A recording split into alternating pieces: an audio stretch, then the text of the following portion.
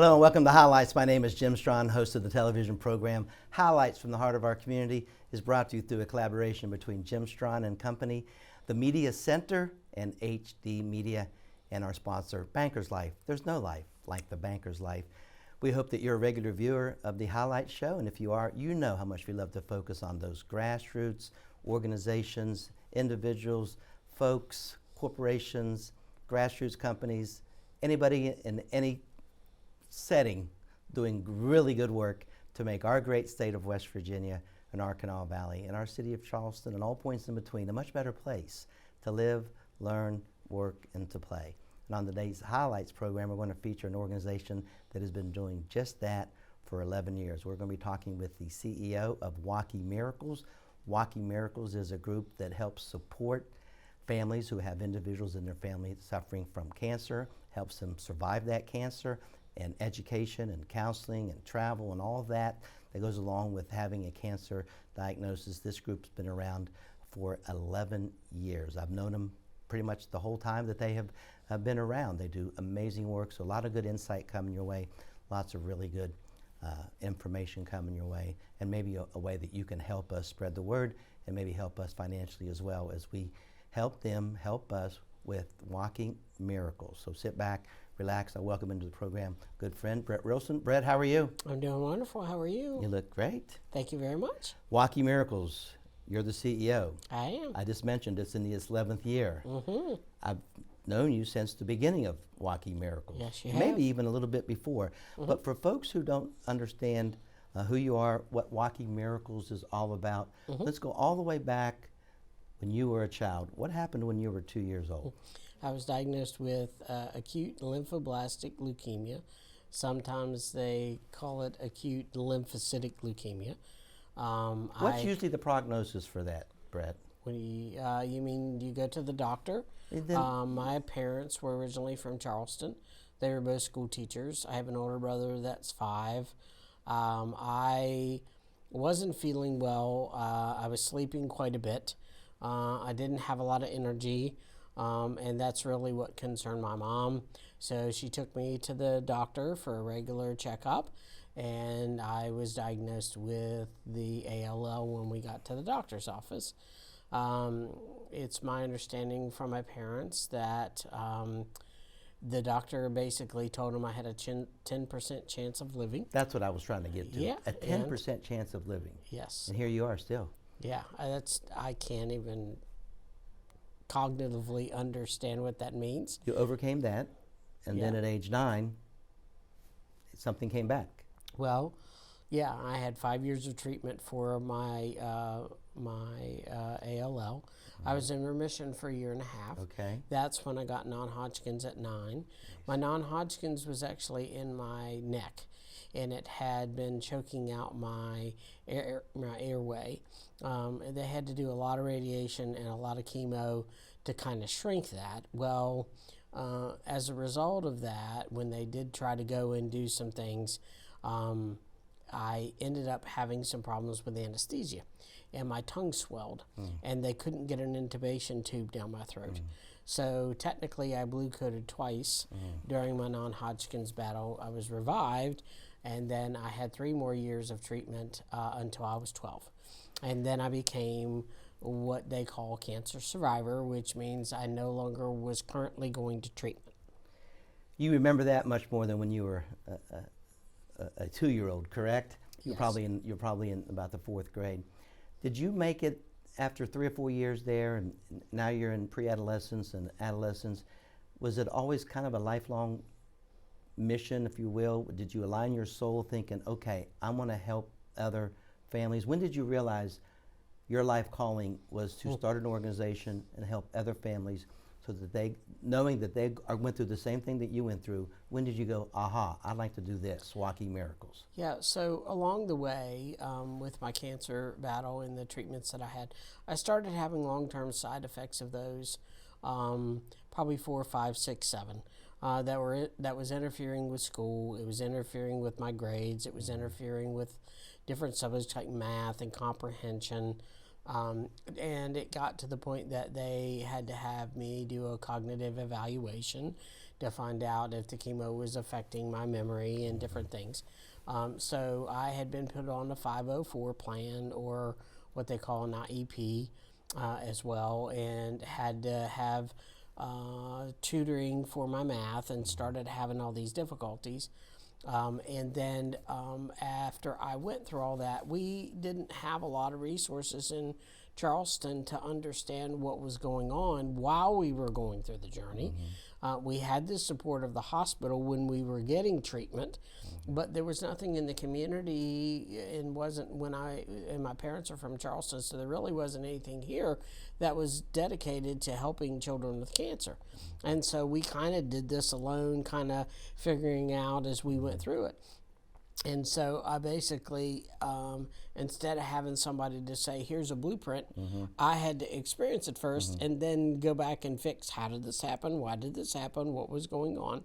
And the closest place for us to get information at the time was all the way up in Philadelphia. So when I was having problems with my non-Hodgkin's and I finally got through it, I'll never forget the day that I found out I was diagnosed. Because I went in and I usually would have problems with sinuses, and my glands in my neck would swell up, and I was like, okay, it's sinus infection. And we went in for the doctor's visit, and I remember it taking longer than normal. And then my mom came out and said, hey, you have cancer again. And I was 9 at the time, and I dropped to my knees and I started crying, and I was like, Mom, I can't do this again. And my mom was like, you have no choice. We have to. And so she kind of got me to the point of getting through that next bout. But when I was 12, along the way, because of the misunderstanding of what a child goes through or an adolescent goes through with cancer, I was bullied. I was fat. I had no hair. I was on prednisone the whole 8 years. So I was super heavy. I look young, my hair was thinned, and it was a really difficult road that my mom didn't know how to help me with, even though she was a master's level educated teacher. My dad didn't know how to help me with it either, and so it was really hard to kind of figure out how to get the mental health services and how to get the help that I needed, because there was nobody really to provide it. It wasn't until David Clayman, whom you know, as a psychologist, that came in that had experience in working with kids with chronic illness and kind of helped my mom kind of go through her issues. And so at 12, after I got done and I finished, we didn't have a bell back then to ring, right? So we got finished and they said, good luck to you, go be normal, hope everything works out. And then we were left to fend for that. And that's when I looked at my mom and I was like, no, one day I'm going to build a center, and I'm going to build this so that we can help other families not go through this way, because there's no need for it to be. That's really the genesis for Walking Miracles. Now we're talking with Brett Wilson. Brett is the CEO of Walking Miracles, which is a 501c3 organization that helps families combat the same thing that Brett went through as a child and as an adolescent. Let's talk about Walking Miracles now. Here we are. I remember when you formed this organization about 11 years ago. Very humble beginnings. So talk about the humble beginnings, but then give us an elevator speech about what we do. When I say we, what you do. I say we because I feel like I'm part of the Walking Miracles. Yes. What we do as an organization. What's the whole mission behind it? So let's talk about the name of Walking Miracles. You're probably one of them, by the way. Well, okay, yes, I am. And so the name actually came from, my grandmother was a very devout Christian lady. Okay. And she has since passed. She's been gone, I think, about 8 years now. Rest her soul. And my grandmother took care of me when I was sick, because my mom needed somebody, and usually that's also the way that it happens for a lot of West Virginia families, where the daughter, somebody has to work, somebody has to make the income, grandma takes over and grandma helps. And that's kind of what ended up happening in our particular case. Well, once I overcame my leukemia for 10% of living, and God had a different plan for that, then all of a sudden I overcome blue coating twice, which no human being has the power to wake themselves up. So once that happened, it was confirmed the first time, but it was reconfirmed the second time. And so Grandma said, basically, you're a walking miracle, and that's why I kept the name. That's a good name. So you started it 11 years ago. It is a 501c3 not-for-profit organization. Somebody catches you on the street, Brett, or they're watching this and they go, what the heck is she talking about? What the heck are you talking about? Right. What is Walking Miracles? So Walking Miracles basically does what I didn't have. So we provide travel assistance, and we help families get 2 travel cards a year. That is $250 a piece, and it's a total of $500 a year.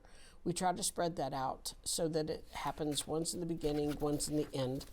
And then we also provide tablets for the family. So based on their cell phone, whether it's Apple or iPad, we make sure that the tablets match to alleviate confusion. And that way they can keep medical information on our resources that are on there. We have a really neat application on there that provides an immersive healing environment. I'm going to stop you right there. So Sure. I'm going to go back to the travel. You Yep. provide travel assistance. So you give families, because sometimes there's maybe some distance to go, whether they need to go to Cleveland or Pittsburgh or Cincinnati or Lexington or Louisville. Sometimes they just have to travel in West Virginia to Charleston. That's still a travel. Right. So you have cards that help them with gasoline and maybe a lodging or just some different things. So you help them with that. So that's one of the neat things that is a benefit of Walking Miracles. And then you were onto the tablets. What I love about these tablets, you were mentioning them, you give these tablets to the families, but they're downloaded already kind of preloaded with some information about kind of getting through the situation that they're in. Is that correct? Correct. So what are some of the things that are downloaded on the tablet? Well, a couple of the things that are downloaded on the tablet because of what you mentioned with the travel. We've had situations where we've had people that have lived in West Virginia, have never left West Virginia, and have to go to Nationwide Children's, for example. Right. So what we would do is try to find the pharmacy. Some people did Yelp. I just put direct links to what I thought would be within a 5-mile radius of the hospital, wherever it is that they were treated. Okay. We have a list of those hospitals on there. We also put the hospital websites on there for staff so that people could find who it was, what was their nurse's name, what was the social worker's name. This was pretty brilliant, by the way. This was a brilliant move by you and your And board. then we also went to the hotels around us. Yeah. And the misnomer is that people can always go to the Ronald McDonald House. But the one in Charleston has 14 rooms, the one in Huntington only has 14 rooms, and the one in Morgantown has 17 rooms. Well, I was thinking, well, what if they can't get into the Ronald McDonald House due to waiting list or whatever? What do we do? So we negotiated hotel rates with all of the hotels across the state, and so we've created some wonderful partners, and those links are on there as well. We have survivorship information on there from reputable places like the National Institutes of Health that has really simplistic second grade level education that someone that has never experienced this, that doesn't know anything about it, like my mom and I didn't either. We'd never learned about childhood cancer. And so that's on there for that particular purpose. And then the immersive healing environment kind of takes your mind away when you're getting chemo, and we have access to that. And that can all be explained through our patient navigator, which was either me or our nurse navigator named Casey. I'm going to come back to that patient navigation. I'm going to pause right here and look at the camera and let folks know we're talking with Brett Wilson. She is the CEO of Walking Miracles. You can get a hold of Walking Miracles by going to their very insightful website, walkingmiracles.org. It is on the screen, walkingmiracles.org. You can also give them a call at 304-990-8625, 990-8625. That phone number belongs to a beautiful young lady named Casey, right? What's her last name? Casey Owens. Casey Owens. She's kind of our intake coordinator, if you will. Brett, I know this number, but how many families, how many patients did the Walking Miracles organization touch, help, lend some support to in 2022, just last year? I think it's about 100. Is it about 100 families that we touched last year? I think it was close to, it might have been 140 to 150 yeah, families, okay, something like pretty that. nice number. Which was an increase from the previous year before. We had helped 96. Okay. So, maybe 250 or 500. It's not a whole lot of money to battle, but it makes a dent for those that don't have anything. And when you, what we did find out through the research that we've done to this point, we find that the 40% of the bring home income that a family has, if a child has cancer or adolescent has cancer, or even young adults, 40% of the bring home income goes for gas, food, and lodging costs.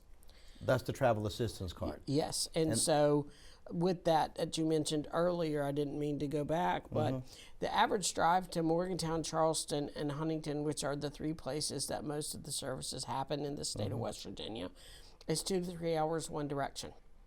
And a lot of times people are going 2 to 3 times a week. And it's a wonderful program that the state has through Medicaid to provide that transportation too. But sometimes the reimbursement isn't there fast enough for a mom if they have to turn around and come back. So that's why we created the program, so we could help them, afford some of those costs and not have to worry about when does the reimbursement come in and that kind of thing. And one of the reasons that we've been successful, which you may get to in a minute, is the state has supported us. And it was really a wonderful thing that they decided to do that. And because of the fact we had done this for 11 years, I think had some credibility to be able to work with children with chronic illness. We're going to catch up with the funding for Walking Miracles and how other folks can help. We're talking with Brett Wilson. She is the CEO of Walking Miracles. We've touched on travel assistance. We've touched on what I think is brilliant, these tablets. You give these tablets, these iPads or what have you, to the families, and they're downloaded with a wealth of information. I'm sure you know it, but can you imagine the anxiety that they have, and then how lessened it is if everything is right there? Where's the pharmacy? Here's directions to here. Here's the doctor's name. Here's the social work. This is the discharge plan. Here's the telephone numbers. Here's everything. I think that really helps, supports the family. You touched on it, but we didn't get to it because I stopped you. Another services that we do with Walking Miracles is that patient navigation, the services, how to get through the landmine called treatment, the landmine called survivorship, which you're a survivor. So now what sort of thing? So you help survivors of cancer, not just getting through that. That mine, that field of mines. Good gracious, it's a heck of a journey. So what about this patient navigation services that we provide? Before I get there, one other thing that we recently added is we're now working on what we call Port Shirt. And as part of that travel program, with the tablet, with the cards, they now will get a shirt that has zippers. So when a patient has a port put in to get their chemo, they won't have to ruin their good clothes, and it will have our logo on it, and they can use it and just zip down, put it on, use it during treatment, and it's a dry fit shirt basically that they can wash and re-wear again and just keep using that. And if they need others, all they have to do is ask, and we can help that. But that, you might not know this about me, but I love inventions. That's a great invention. That's a great shirt. Well, thank you. It works for that family, that victim, right? And the reason that we looked at that is I remember getting sick, and I remember this journey. And back when I was going through it, we didn't have Tegamet. My savior was Wintergreen Lifesavers. Oh my! And so I would go to Jim's Pharmacy at CAMC and stop in the pharmacy and pick up rolls of those and go to my treatments and go from there. But the idea for patient navigation came because I have a master's degree in counseling, and I'd always wanted to work with cancer patients to help with mental health services. And I had done that for about 6 years through Prestera, but not specifically with cancer patients. And then I decided that I needed to add something a little extra. So I went and got trained as a patient navigator in Harlem at the Patient Navigation Institute that was started by a former CEO of the American Cancer Society, who was a breast cancer surgeon. And Dr. Harold Freeman basically provided free breast mammograms to the ladies in Harlem that couldn't afford them, and began to develop that system. And I was able to go there and kind of get some training from them. And what was amazing to me was there are different points of navigation through the system. So if you needed something like outreach with screenings and different things that happen for people that tend to be older, that you had a screening person. If you needed a financial person, you could go strictly to get help with finances. If you needed somebody to explain your cancer diagnosis, the treatments, that kind of thing, there was one of those. And then eventually, years later, they developed the Survivorship Navigator.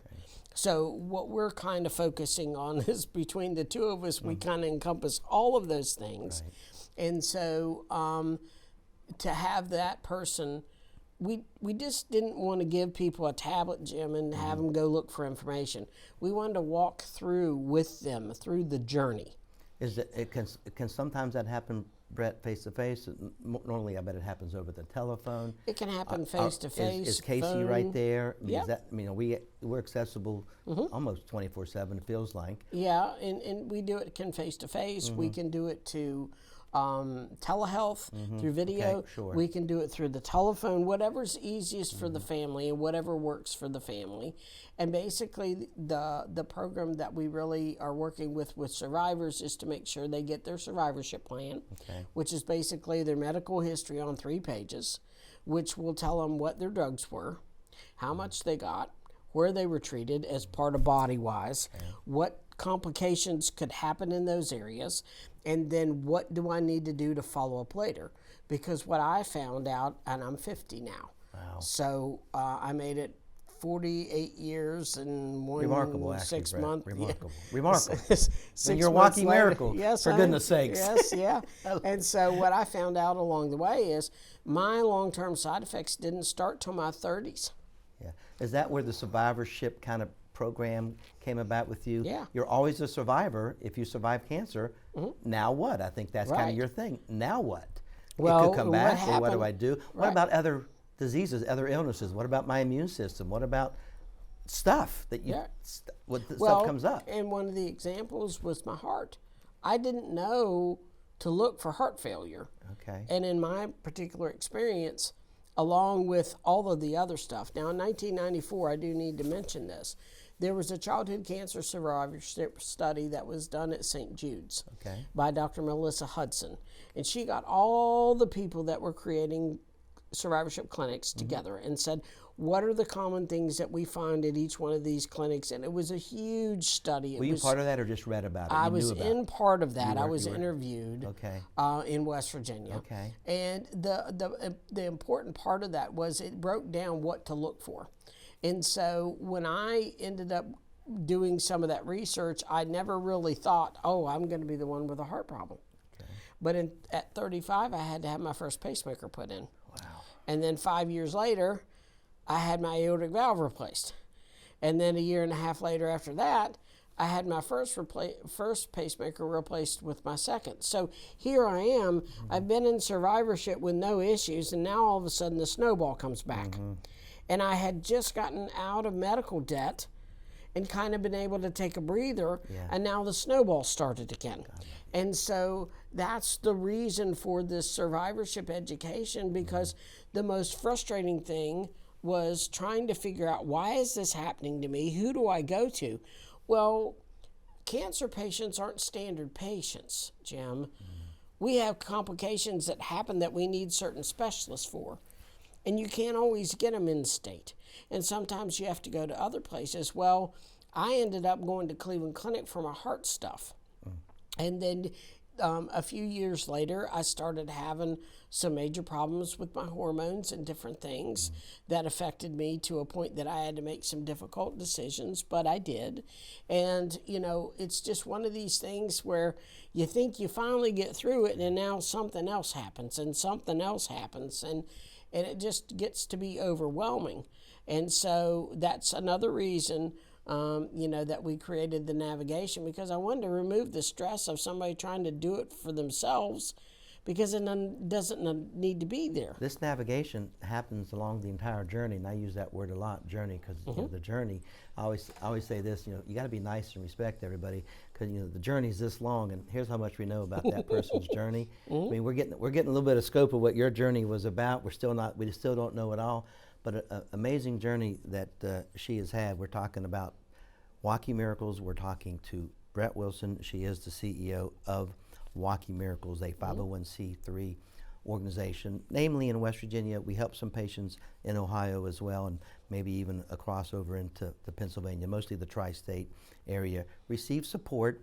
Just to kind of recap a little bit about what Walking Miracles does, we offer families some travel assistance card to help them get to and fro some of the treatment. We give them a tablet with some downloaded information on there. We have someone that helps them through the navigation, the patient navigation. We've talked about navigating them all the way through the survivorship after cancer. Of course, then there's a survivorship, and that lasts, in breast case, 48 years right now.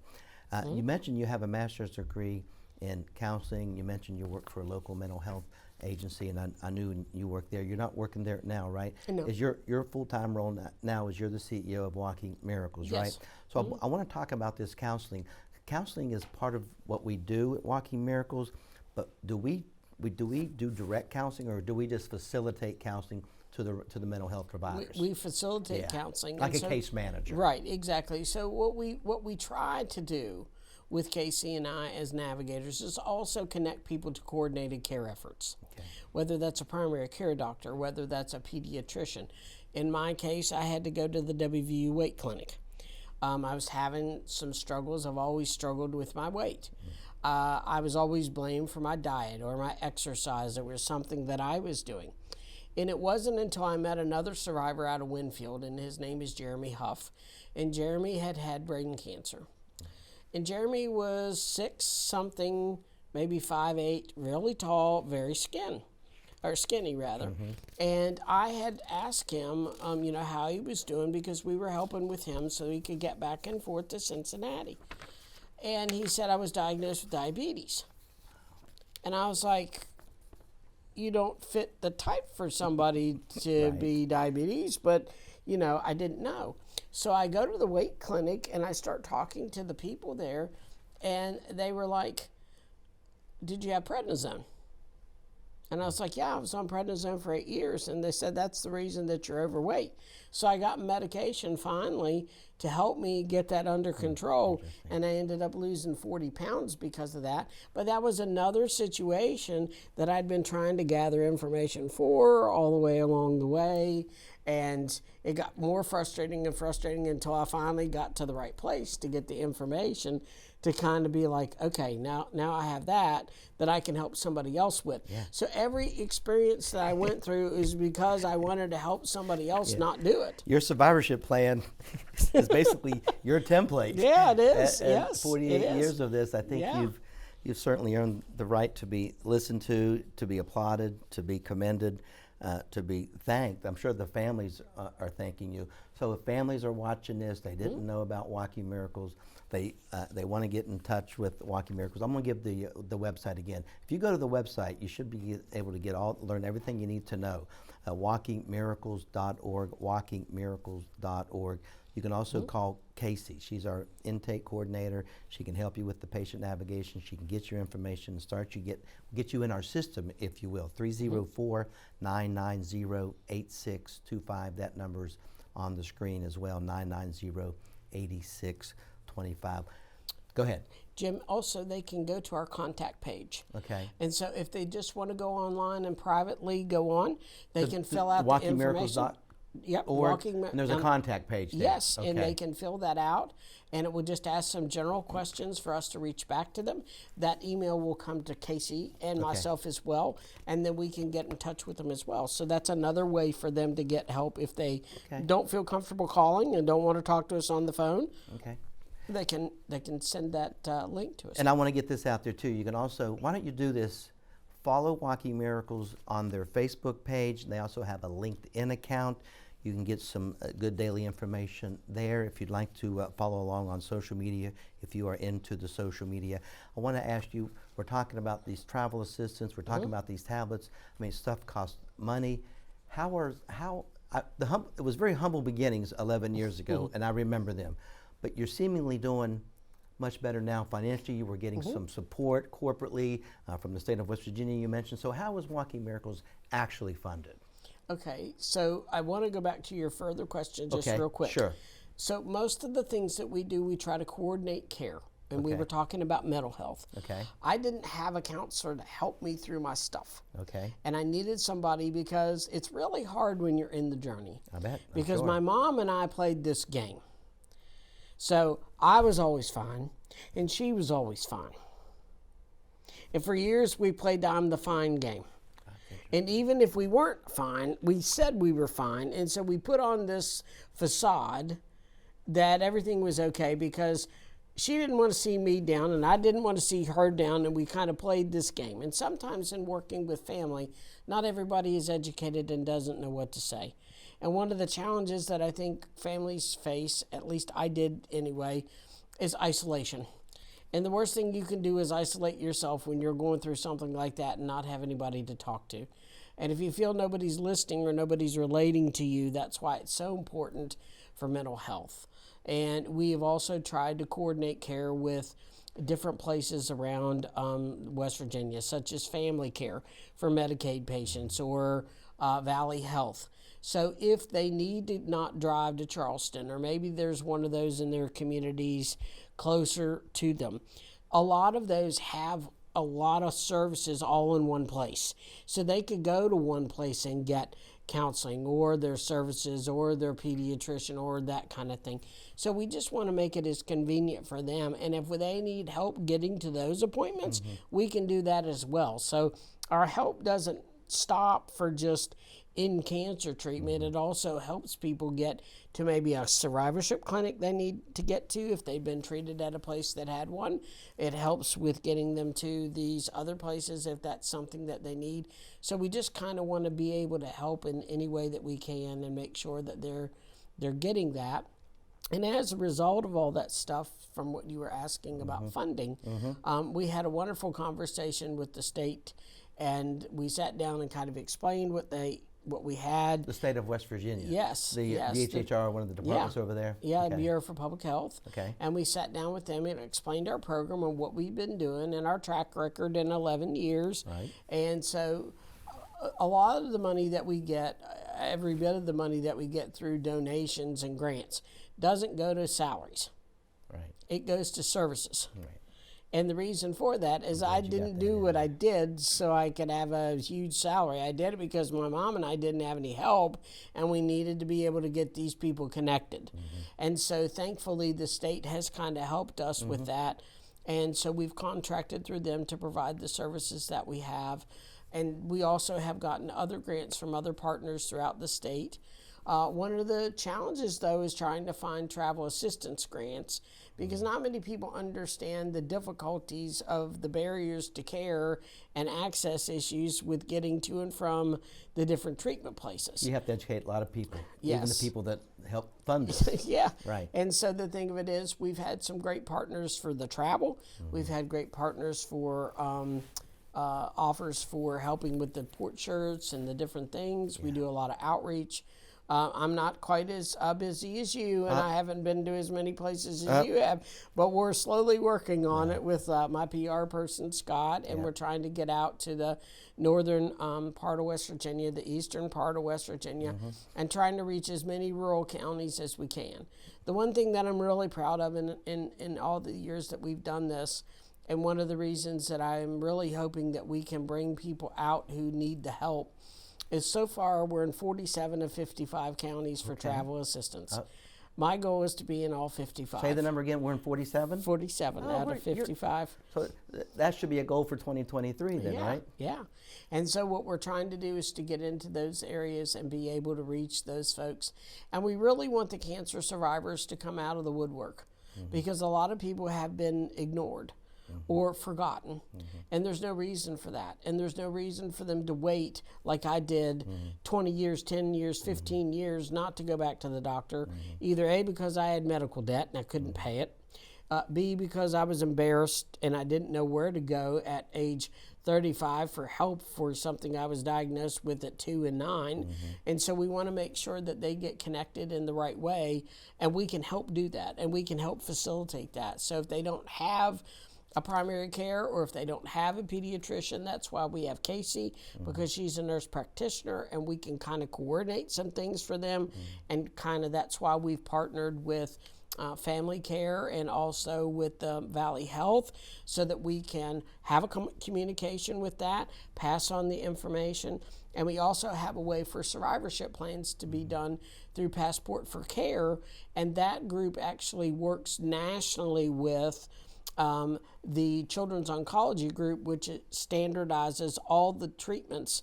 And we have a person that works at Baylor that works with that program that is willing to kind of help our families get their survivorship plans if they don't have them, so that then when they do go to the primary care or the pediatrician, they have their history right there. The reason for that, real quick, is because by the time I went to go get my medical records, they had been all destroyed. And the only records that I ever had was, thank goodness, my mother was very diligent and disciplined. She had calendars.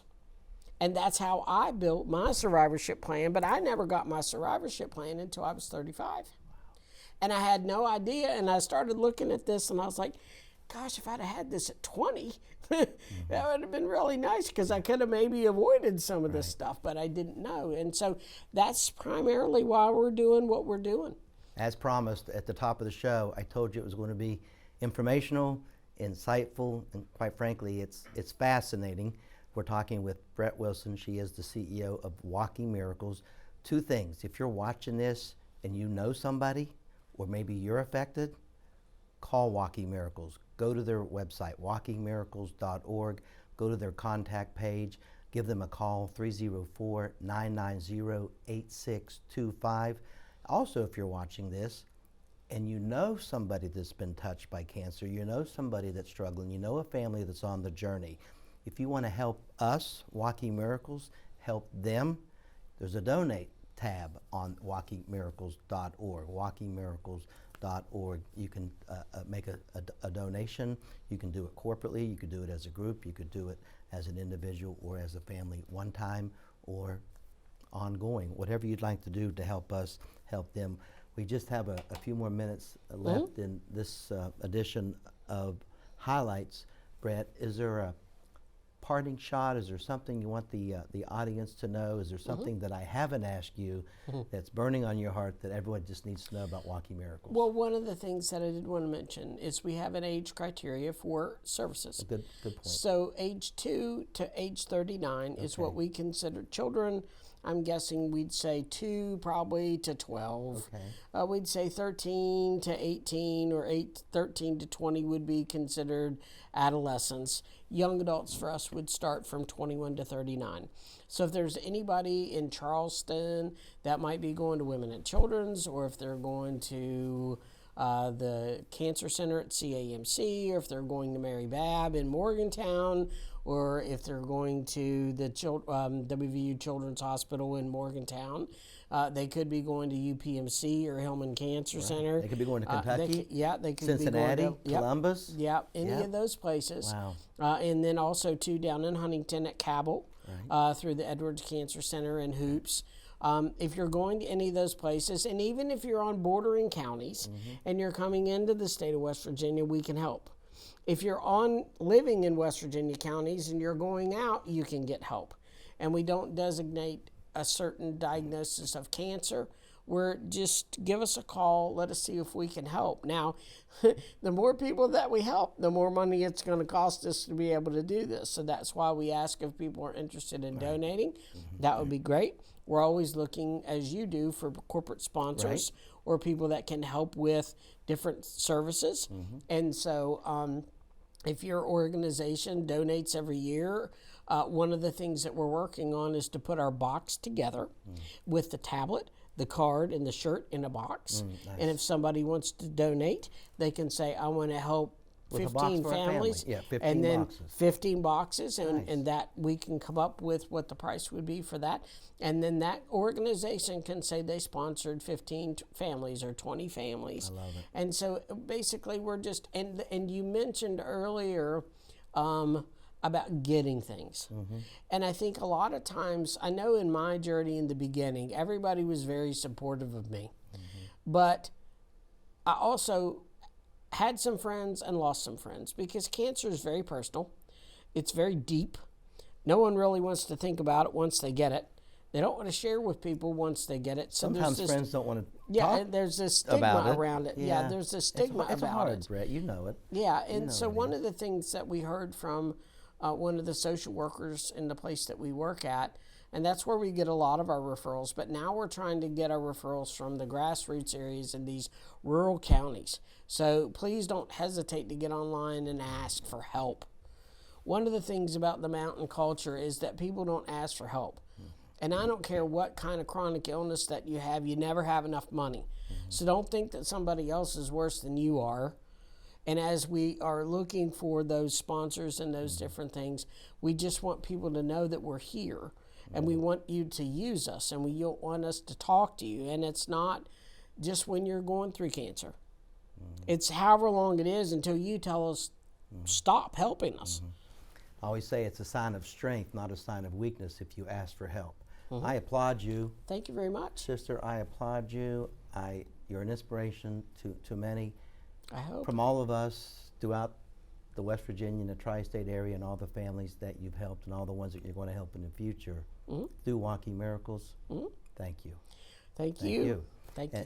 And one more time, walkingmiracles.org, walkingmiracles.org. There's a contact page there. There's a donation page there.